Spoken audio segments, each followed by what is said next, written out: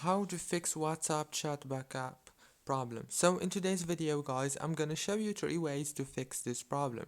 So the first way is you have to open the settings, go to the apps manager, open the apps, go to the WhatsApp app, and then you have to stop running the app in the background by clicking on this option that it's called force stop.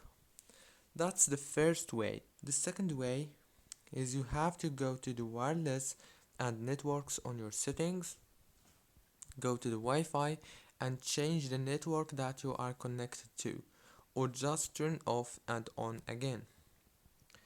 And the third way and the last one is you have to make sure that you have the latest version of the WhatsApp.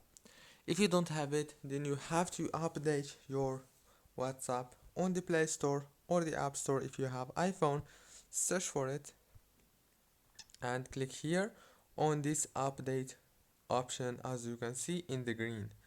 After you click on update, your WhatsApp is gonna be updated and the problem is gonna be solved. Don't forget to like, subscribe.